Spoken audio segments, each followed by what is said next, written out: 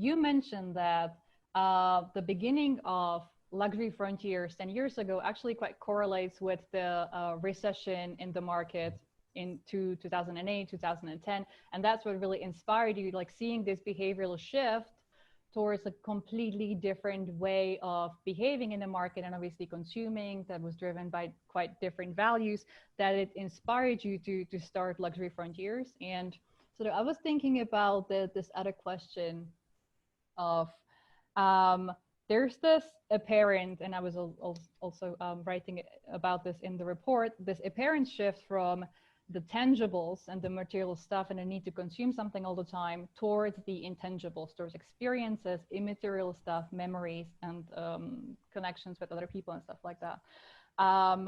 And obviously we see now in the industry, there's a lot of talk about meaningful experiences. Some people, you included, but not actually that many others, are able to go fully through the concept towards transformative experiences. And I very much believe that the next frontier of that would be sort of like transcendental experiences, helping us, you know, connect with our, not just with Earth and ourselves, but also like higher consciousness to fully sort of become alive and unlock this hidden potential. Obviously, we're not there yet, but that will be definitely interesting to see if somebody can do that in the future.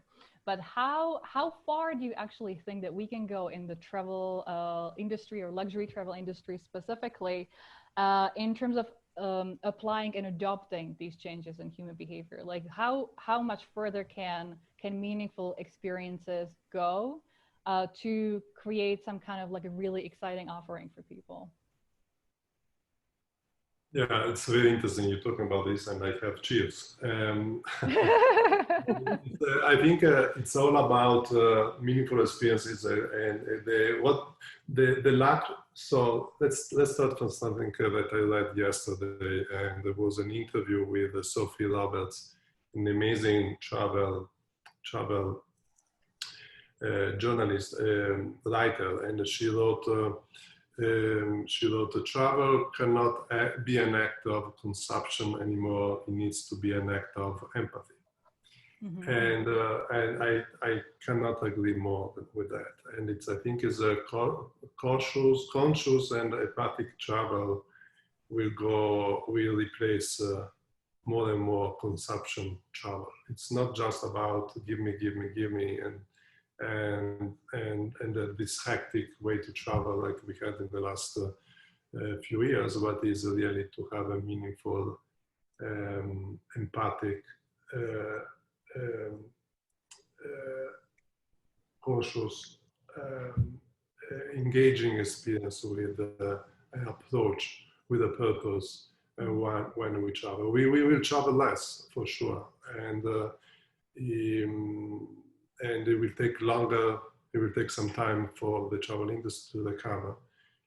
But when we will travel with for more authentic experiences, journey for with a purpose, and it will be a responsible travel. And I think it will be longer travel, and so I think it will be less travel, but more meaningful travel. Mm-hmm. And something also to consider the definition of luxury. You were talking even before during the introduction. The definition of luxury changed, evolved a lot.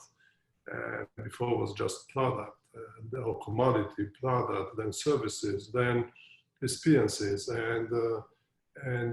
so in 2010, when we came up with the concept of luxury frontiers and really embracing, capitalizing on exponential travel trend, was a way to address a cultural consumer behavior shift, and related to people wanted to look for collecting memories versus collecting things to dust.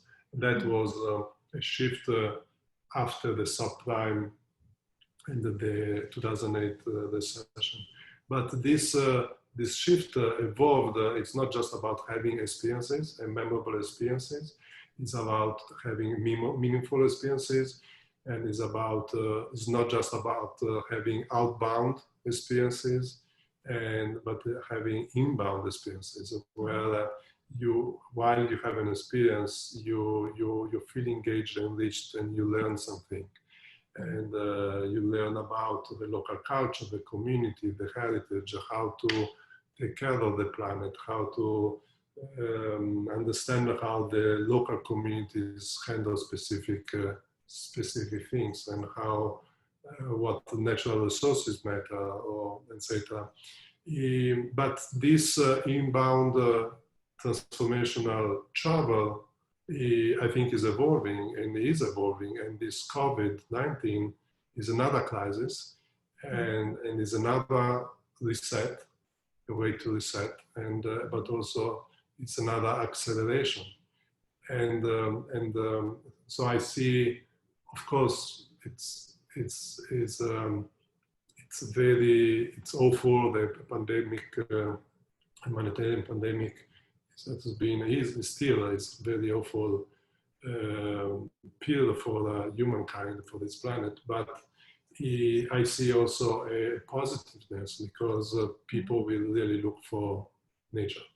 We look to rebalance, reconnect, recalibrate themselves with nature.